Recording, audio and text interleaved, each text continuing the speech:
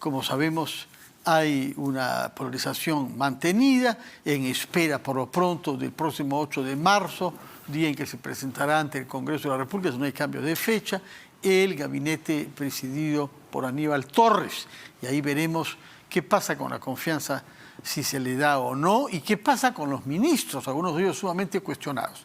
Para entender cuál es el estado de nuestra vida política y qué soluciones a los impases que conocemos hay, hemos invitado a dos experimentados excongresistas de dos orientaciones diferentes. Por una parte, de Acción Popular, Johnny Lezcano, quien fuera el año pasado candidato presidencial de su partido, en este momento el más antiguo partido inscrito en el registro de organizaciones políticas del Perú, y junto a él el abogado y excongresista de APP, Omar Chejade, que fuera también vicepresidente de la República, elegido el año 6 junto a Ollanta Humala. Muy buenas noches, Johnny Lezcano, y muy buenas noches, Omar Chejade. ¿Qué tal, Fernando? Omar, muy buenas noches. Bienvenidos a RPP. Yo quisiera que nos hagan una primera caracterización de nuestro escenario político. ¿Cómo lo perciben ustedes? ¿A qué estamos caminando? Señor Johnny Lezcano. Bueno, yo creo que hay una evidente crisis política un poco disminuida por esta reconciliación que se ha dado entre grupos políticos oficialistas, por un lado en el Congreso, y de oposición, ¿no?, que han llegado a un consenso de ya no atacarse, ojalá que sea por los intereses del Perú y no por conveniencias de carácter subalterno. Entonces, pero hay evidentemente una crisis porque siempre está presente el pedido de la vacancia, las calles también reclaman que también hay que cuestionar al Congreso de la República y consecuentemente esto se tiene que encaminar iniciando por la presentación del primer ministro el 8 de marzo, que ojalá que haya una buena presentación sobre políticas de Estado, que no hay insultos, ni se limiten solamente a cuestionar a un ministro, por ejemplo, como al ministro de Salud, ¿no?, y que se limite solamente a eso, la discusión de políticas de Estado. Esperemos que ese día realmente haya luces para que el Ejecutivo y el Congreso, como lo han hecho entrever este abrazo en el Parlamento Nacional, puedan trabajar por el Perú, ¿no?, y consecuentemente atender las necesidades. Ahora que hay una gran urgencia, que es la situación de la educación en el Perú, ¿no es cierto? La educación tiene que comenzar con pie derecho, dando seguridad a los chicos, evitando los contagios.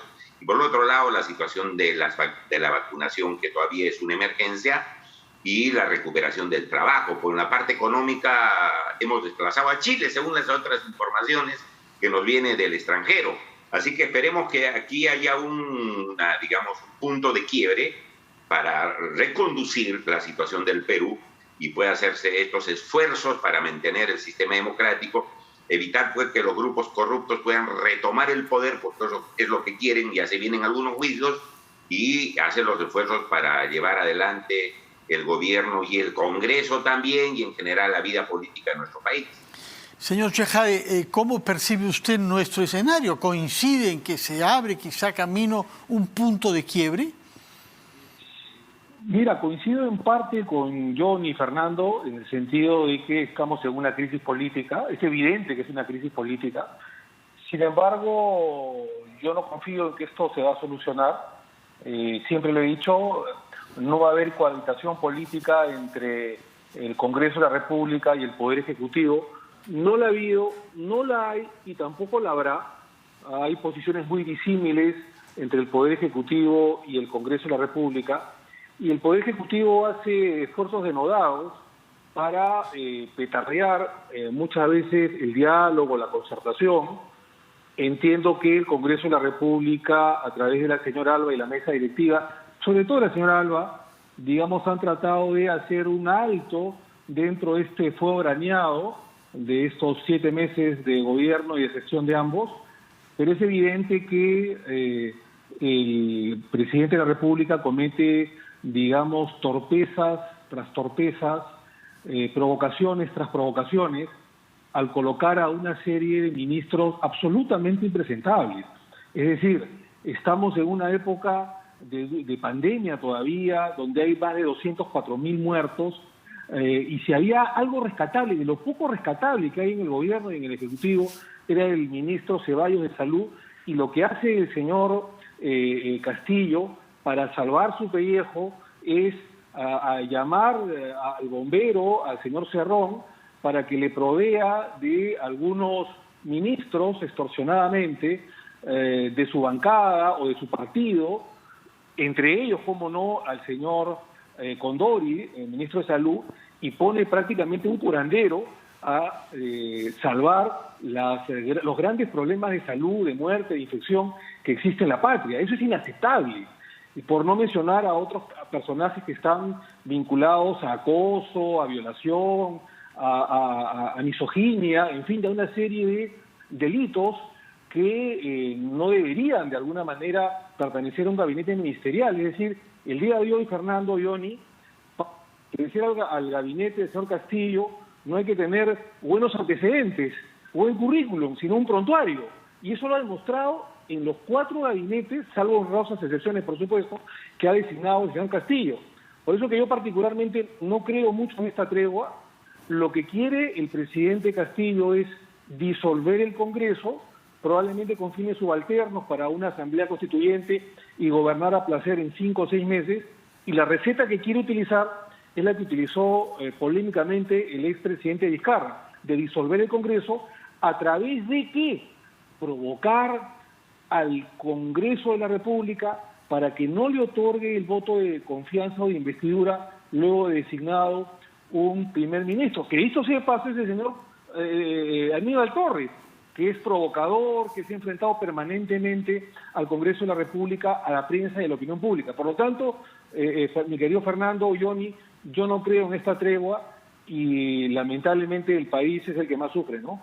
Entre otros temas, Johnny Lezcano, el señor Chejade ha mencionado el caso del ministro de Salud. Usted ha hablado naturalmente de diferencias de fondo y de objetivos nacionales, pero eso pasa por personas que encarnan la función y es evidente que el ministro de Salud ha polarizado mucho la opinión. ¿Cómo juzga usted el hecho de que se haya nombrado a una persona con la trayectoria que tiene el señor Condori, dudosa, cuestionada por los propios gremios médicos, que suelen ser sumamente discretos sobre sus colegas, pero además el señor Chejade afirma que la razón por la que se le ha nombrado tiene que ver con Cerrón?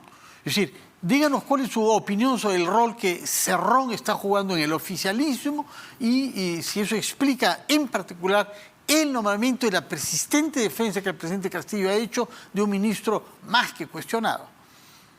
Bueno, un error del presidente designar a una persona con, digamos, los cuestionamientos que tiene el ministro de Salud. Qué duda cabe, que tiene que ver, digamos, la cuota de poder, entre comillas, del señor Cerrón, obviamente, porque el Cerrón es del partido del señor presidente de la República, que es una equivocación, claro que sí.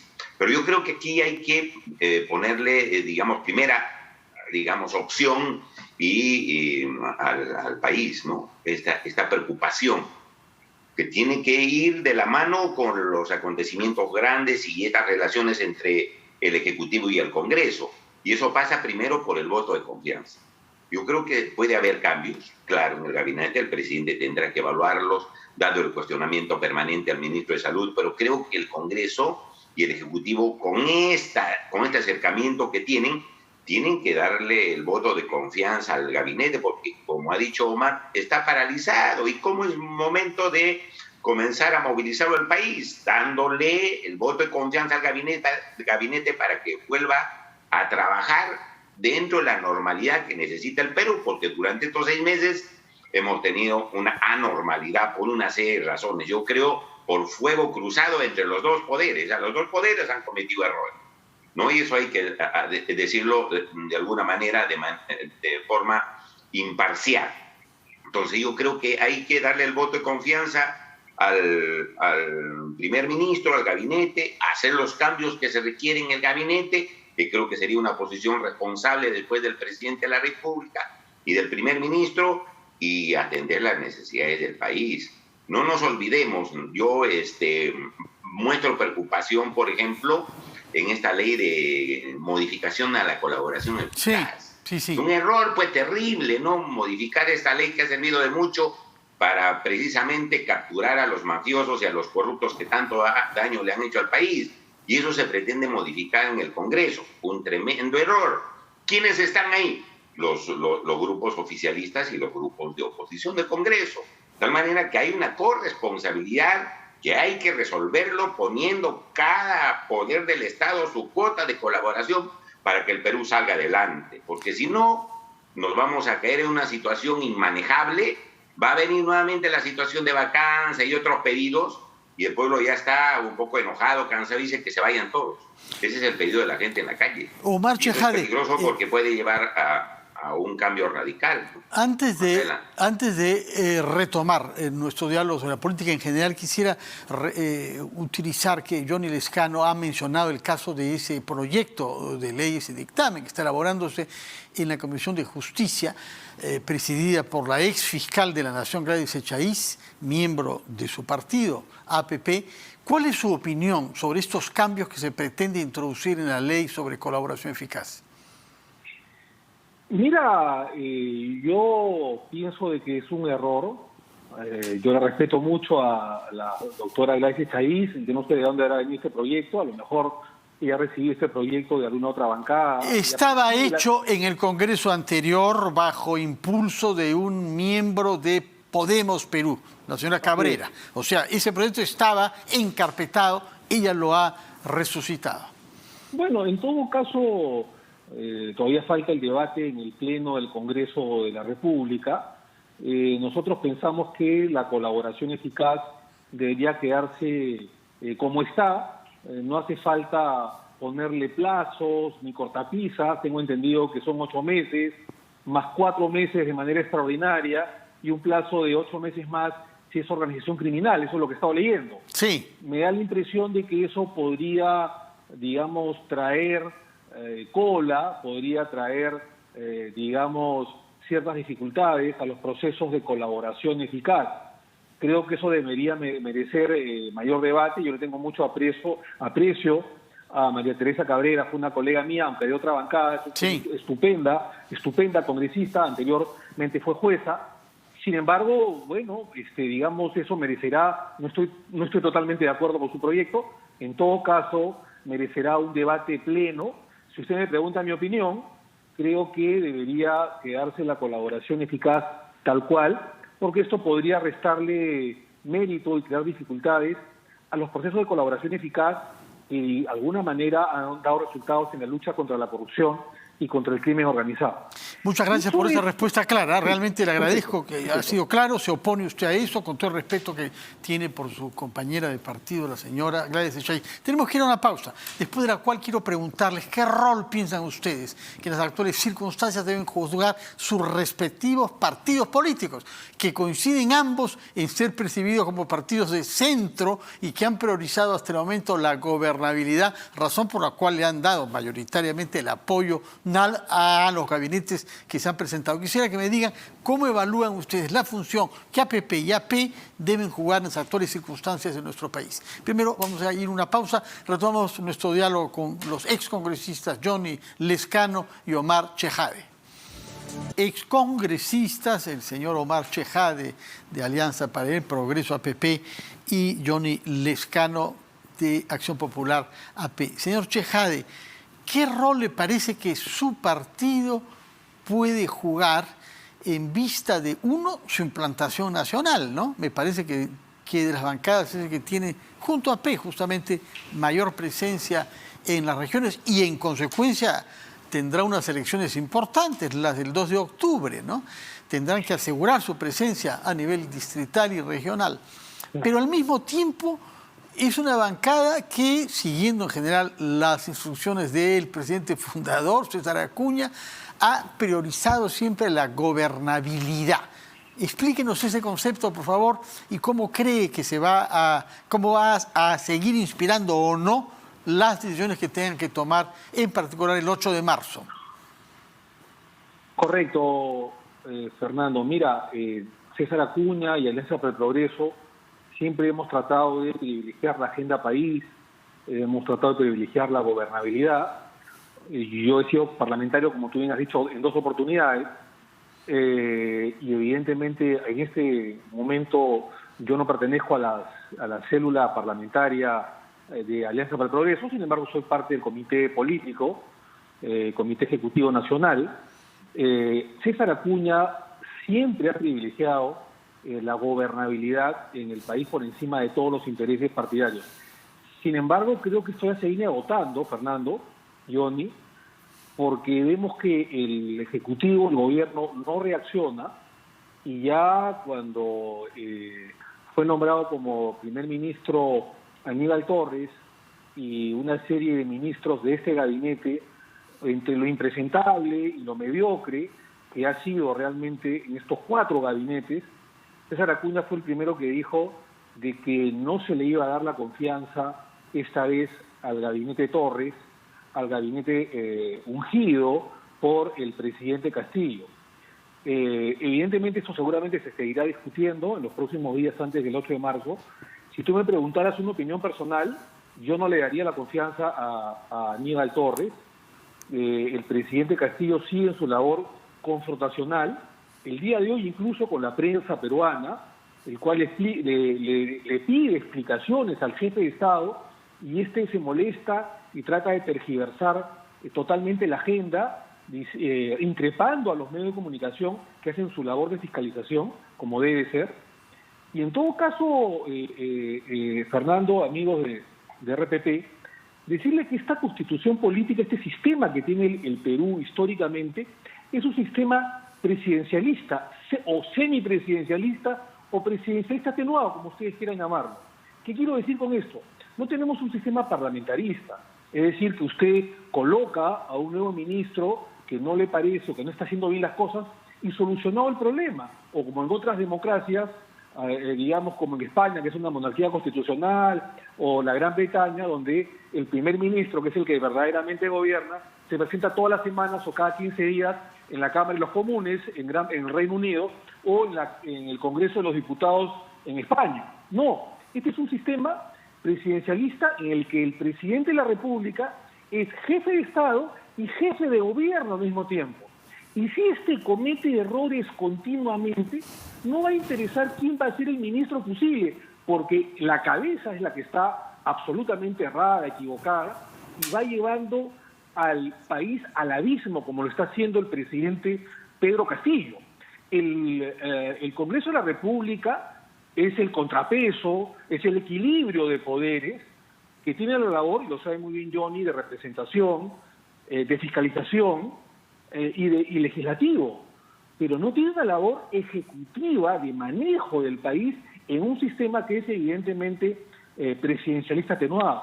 Por lo tanto, si la cabeza está podrida, los brazos, el cuerpo orgánico de la democracia, del Estado de Derecho, también no va a funcionar. Y por lo tanto, lo que está haciendo el presidente Castillo, Fernando, para terminar la idea, es no solamente llevarnos al abismo, sino en argumentar a las fuerzas democráticas del Congreso, incluso las de centro como la APP, a llevarnos a una vacancia presidencial por incapacidad moral permanente, como se hizo con el expresidente Martín Vizcarra, en el que Johnny en algún momento lo apoyó, estuvo en contra de la vacancia públicamente, y después creo que el tiempo a los que vacamos a Vizcarra nos dio la razón, la historia nos dio la razón. Entonces creo que exactamente está pasando lo mismo con el señor Castillo. Y ojo, la vacancia no es un golpe de Estado, la vacancia es un mecanismo constitucional que justamente lo que hace es evitar el quiebre institucional y democrático del país. ¿Pero está usted seguro que la historia les ha dado razón? Fíjese todo lo que pasó después de esa vacancia. No es seguro que el país optó por un buen camino. Es una cosa discutible, no lo doy por sentado. Pero fue inhabilitado, ¿no?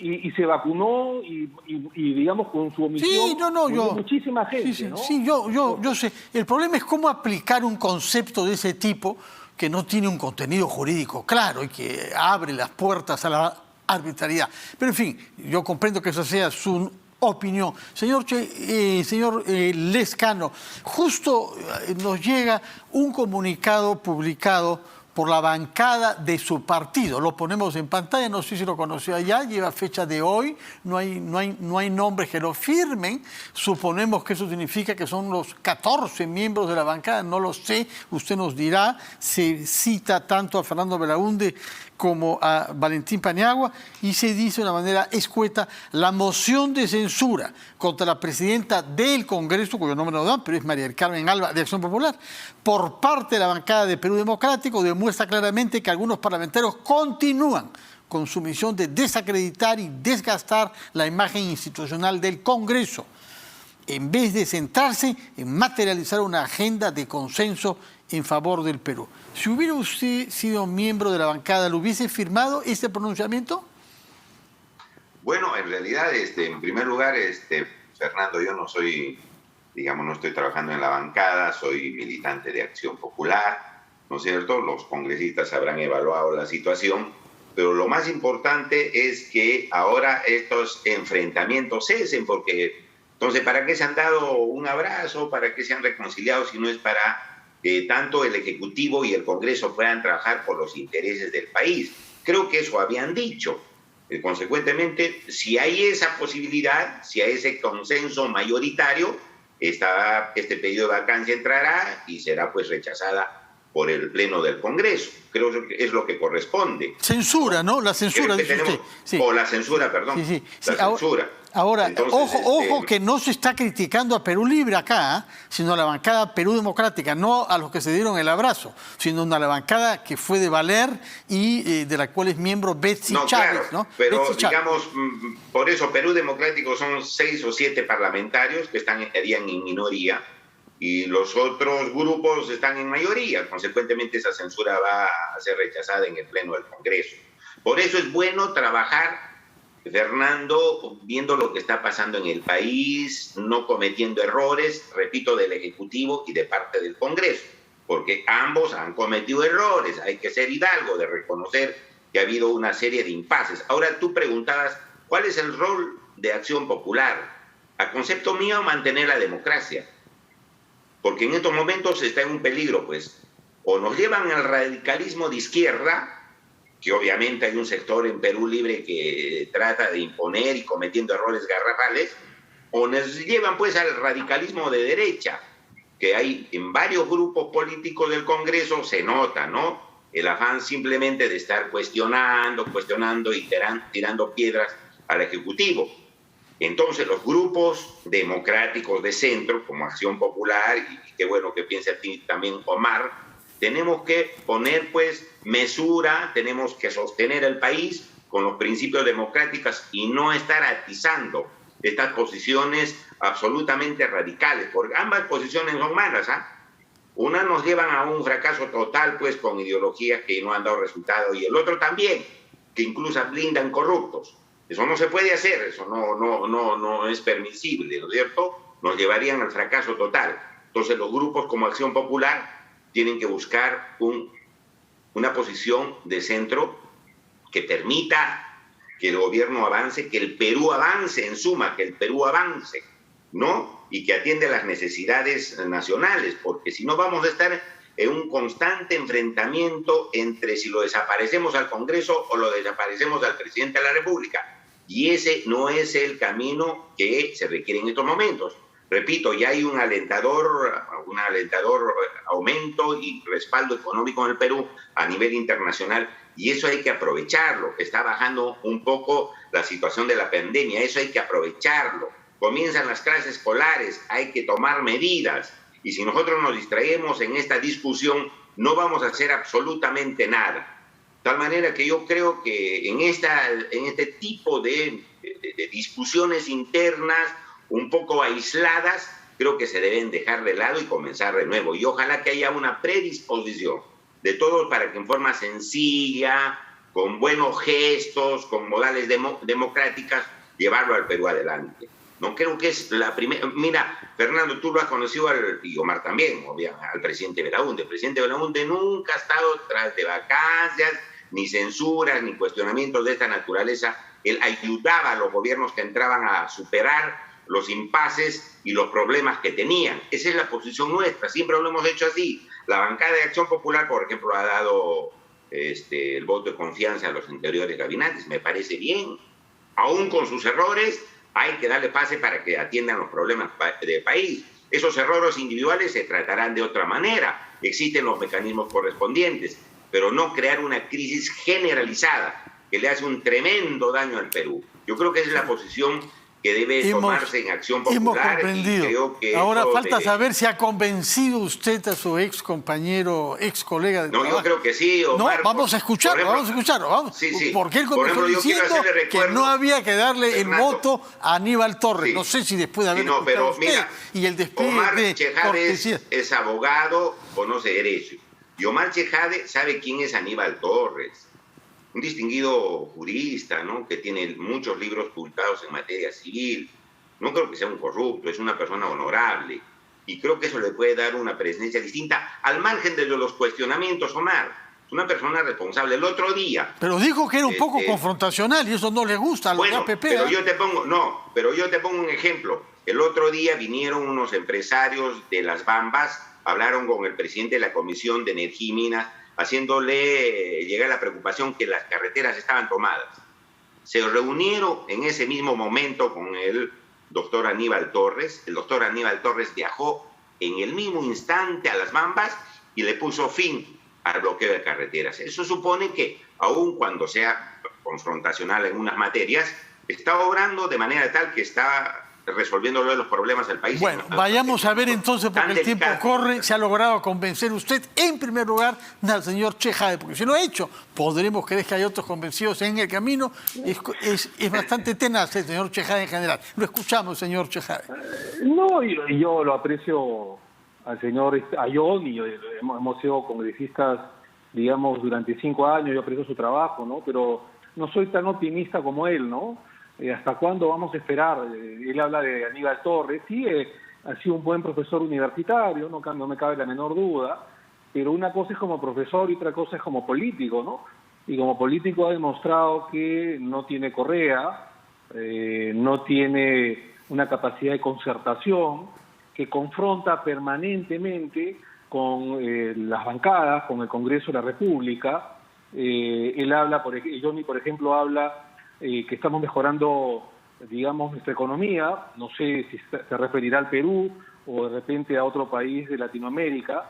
De repente, si no estamos peores, porque los precios internacionales del cobre, felizmente, están por los cielos y nosotros deberíamos tener en este momento, según los analistas económicos, un dólar que no supere la barrera del 3.60, estamos en 3.80 más o menos, o 3.85, y llegó a 4.15.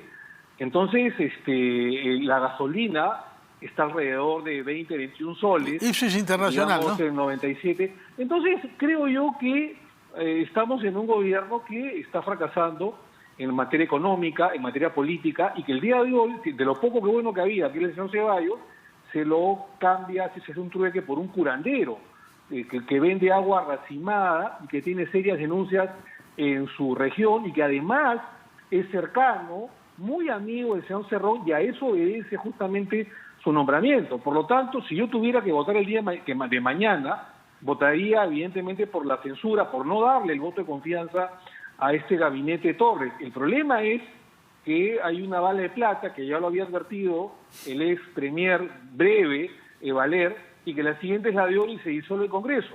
Evidentemente hay un cálculo legítimo por parte de cierto sector de la oposición que tampoco quiere ser disuelta como en la época del señor Vizcarra. Así que yo comprendo y entiendo la posición de Johnny, la respeto plenamente, no estoy de acuerdo.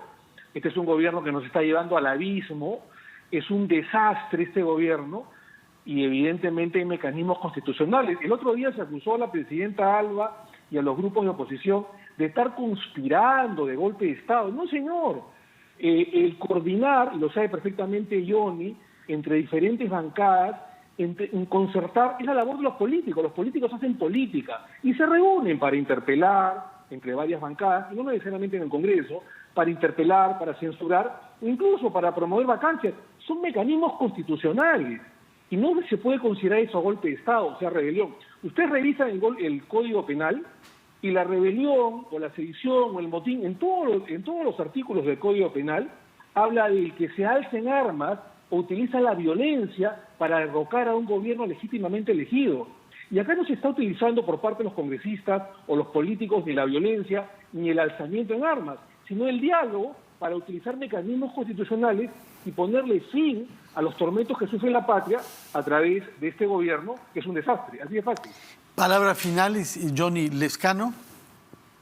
Bueno, esperemos, Fernando, que el Perú vaya adelante. Es un país absolutamente rico en recursos naturales, tenemos litio, tenemos los minerales, recursos naturales de exportación a exportación.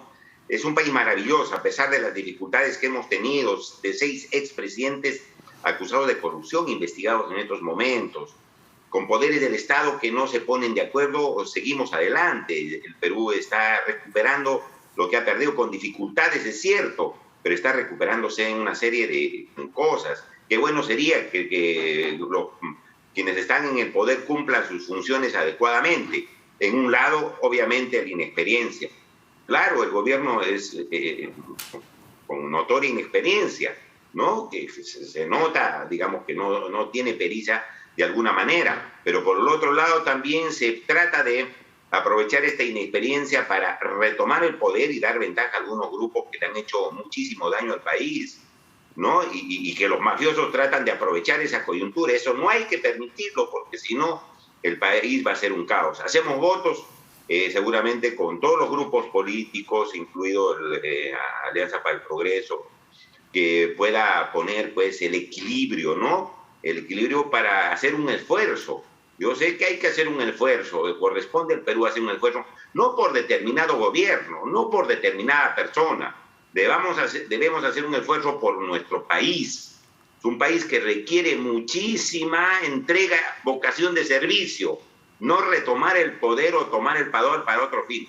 Vocación de servicio, lo cual se ha perdido en la política peruana. Lamentablemente. Hacemos votos para que sea así, estimado Fernando, Omar, y llevemos a nuestro país adelante, ¿no? Ojalá, porque tal ojalá. como estamos bastante preocupados y indignados por lo que está sucediendo. De acuerdo, muchas gracias a ambos. También quiero hacer notar que ustedes son los que han subrayado el tema de la prensa, cosa por la que agradezco. Efectivamente, el día de hoy el presidente Pedro Castillo contestó cuando se le pidió una reacción ante fotos que se han mostrado del ministro de Salud Condori junto al famoso Pinturita, que es uno de los dirigentes de Perú Libre, prófugo de la justicia. Hay 4 dirigentes de Perú Libre que se han escapado, hecho humo, y la policía no da con ellos desde hace varios meses. Personas naturalmente investigadas, ¿no?, por casos de corrupción en Junín. Es cuando se le pregunta por esa relación entre Condori y este señor famoso, apodado Pinturita, que dijo, me pregunta sobre cosas mezquinas.